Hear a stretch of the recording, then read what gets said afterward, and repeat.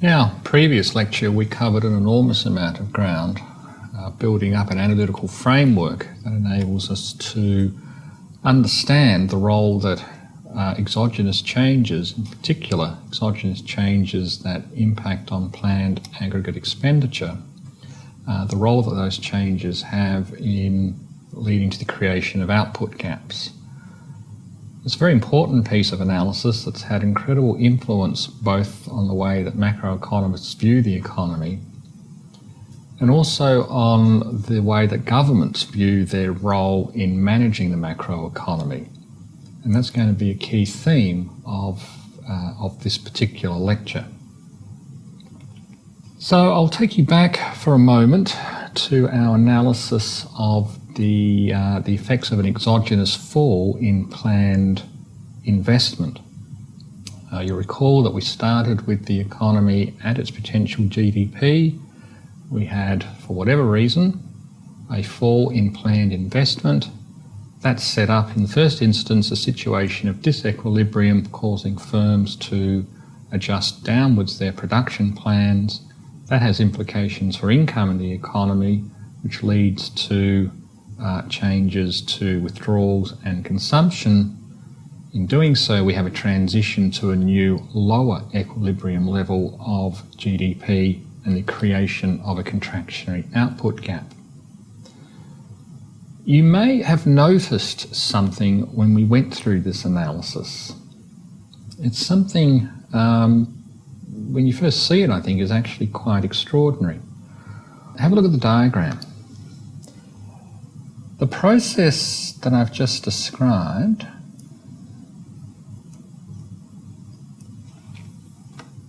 was all because of a downward shift in planned injections. And the magnitude of that downward shift, the magnitude of the fall in planned injections, is of course measured by the distance between those two planned injections lines. Through the mechanism that I've outlined, we end up with a contractionary output gap, with a level of equilibrium GDP below that of potential. Have a look at the size of that output gap, or in other words, have a look at the change in equilibrium GDP. It's pretty big. It's actually much larger than the exogenous change in planned injections. What we have here is a situation, this will be true in general, where we have a change in planned injections leads to a change in GDP in the economy, where that change in GDP is actually larger than the change in planned injections that began the whole process.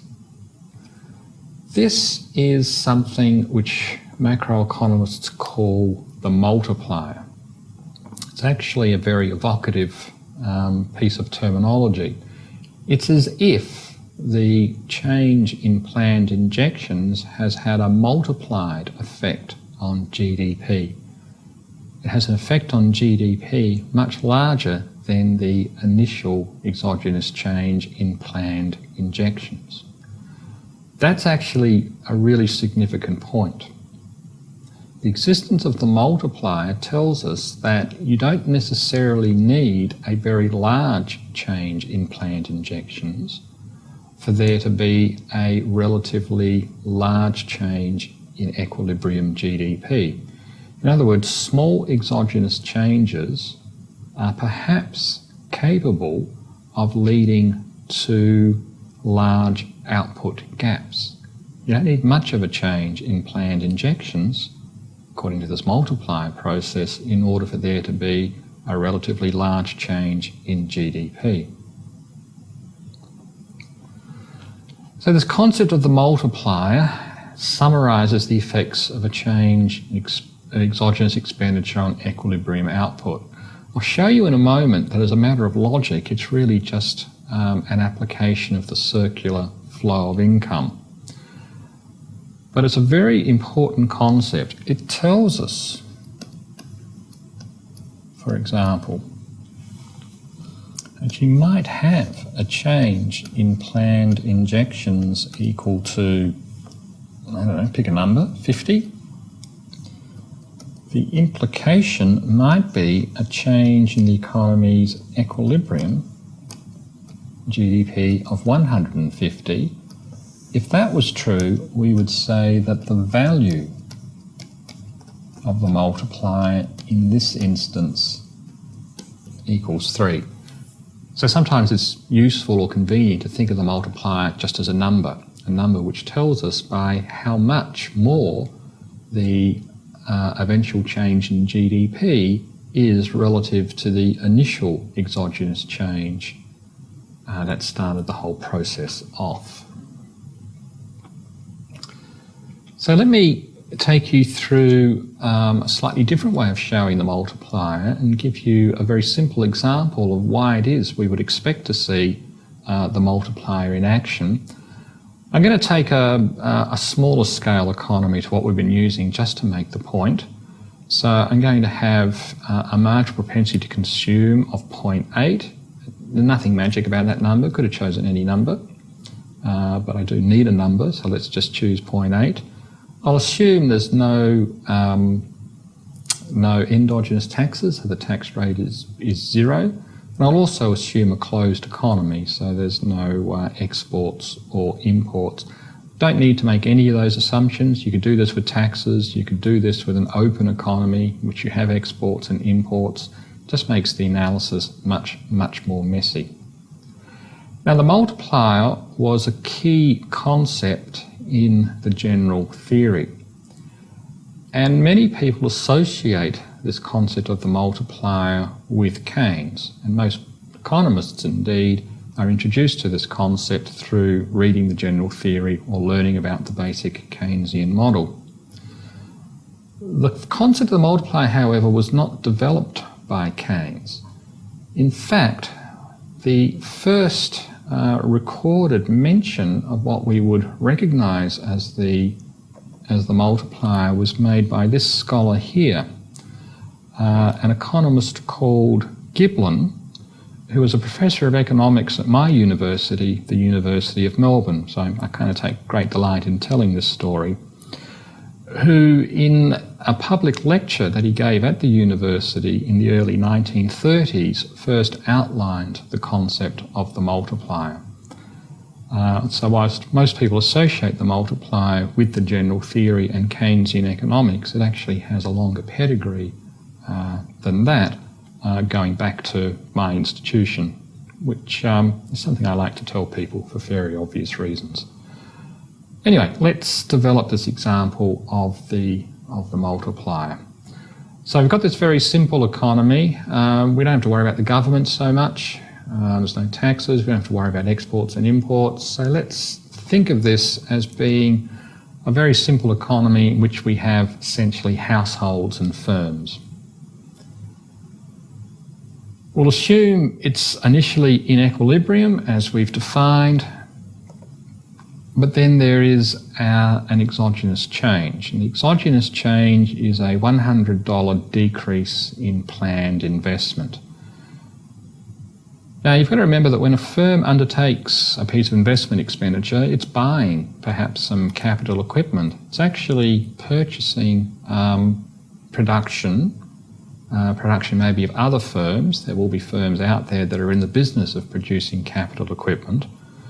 So when firms decide to decrease their planned investment, this has implications for other firms' production in the economy. If there's $100 less planned investment expenditure, then that's going to imply, in the first instance, a reduction in production of $100. There'll be $100 less capital equipment produced. What does that mean? Well, from the circular flow of income idea, from this idea that production and income are two different ways of saying the same thing, this economy now has $100 less income as a result of the cutback in production. What does that really mean? It means households now have a reduction in their income of $100. Now, if that was the end of the story, there wouldn't actually be a multiplier.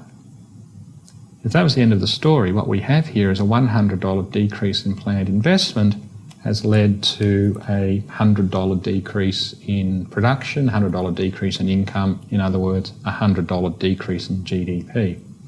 But here's where the multiplier comes in. It's not the end of the story.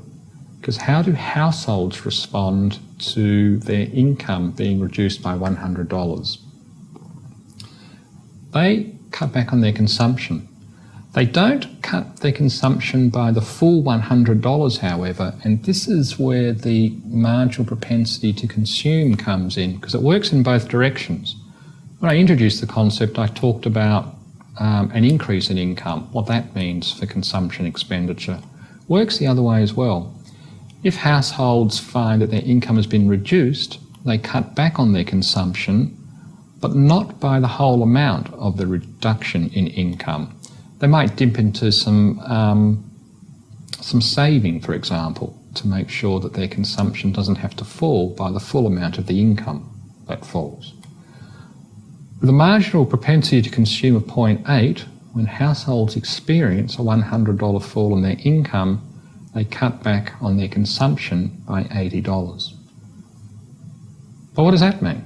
It means for firms, they're now going to cut back on their production by $80. That means in this economy there is $80 less income, which means households now face an income cut of $80. This is like an additional round.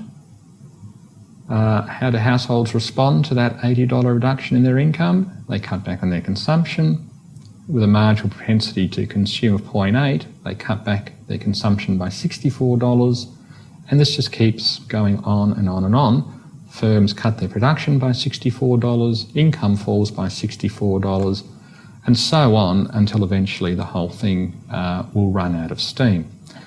The main point, however, is that our initial $100 decrease in planned investment is clearly going to have a much larger overall effect on GDP than $100.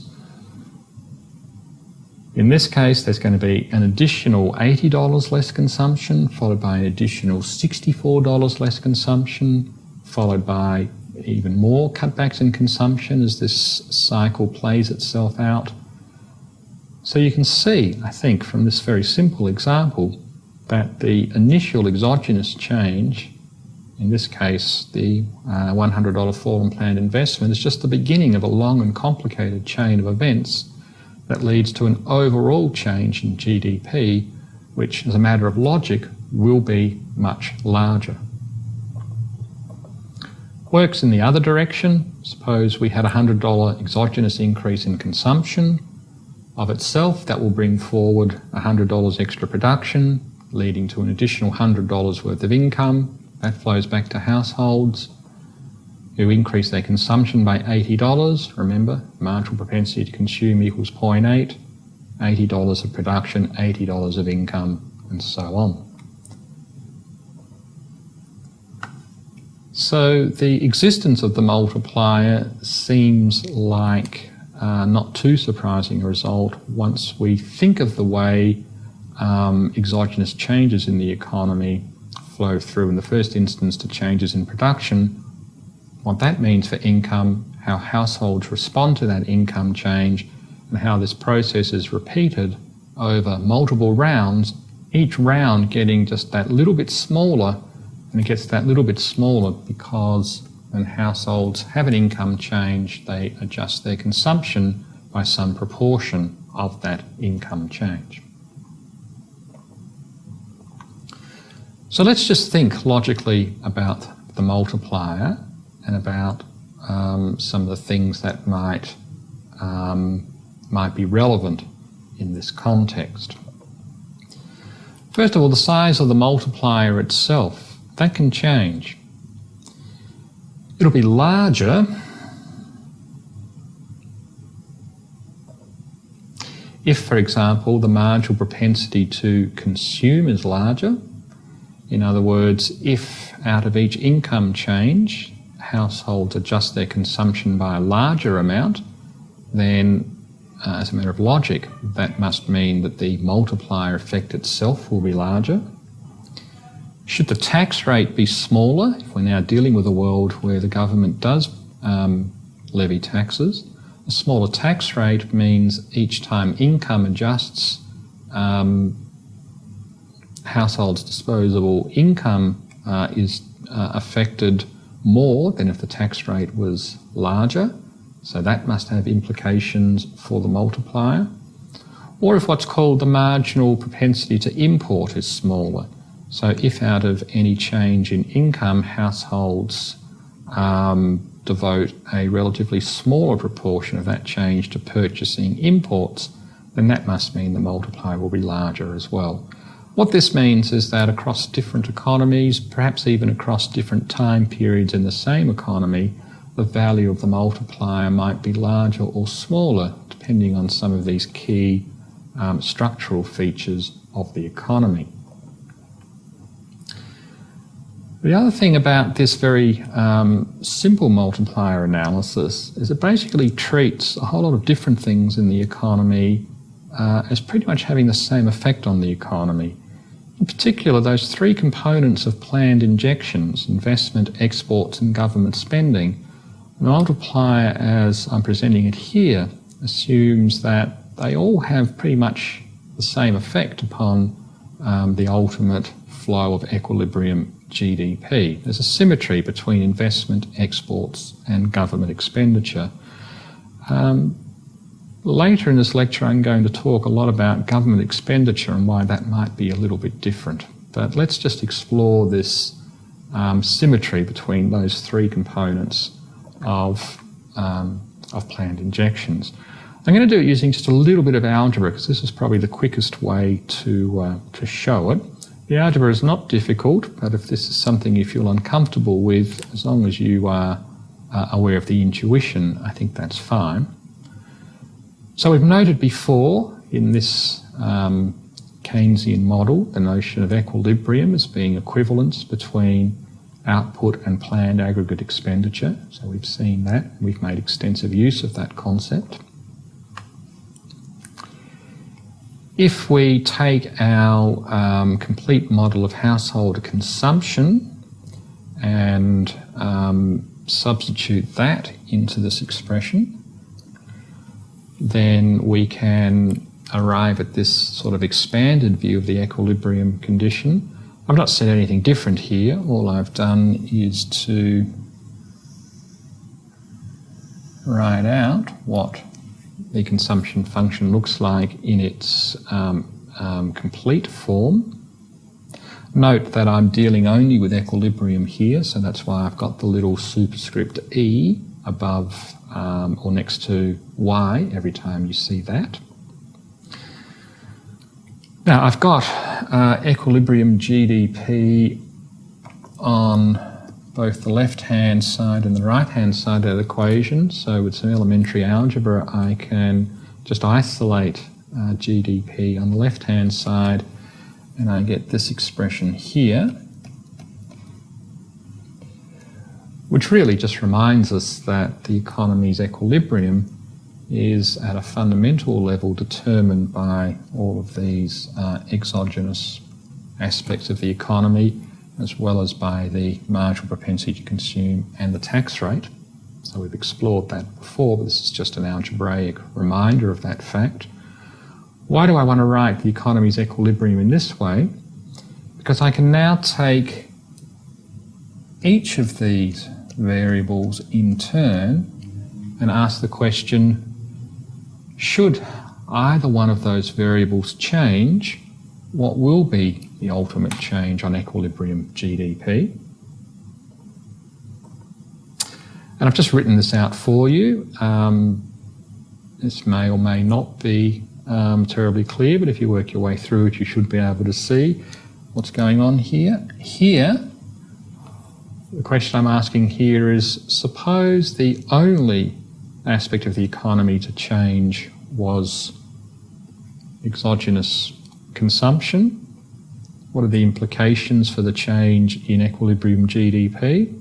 And given this equation star here, you can see that That's going to be whatever the change in consumption is with this term, 1 divided by 1 minus C, bracket 1 minus T out the front. So that just gives us a little formula for calculating what the change will be for equilibrium GDP when consumption changes.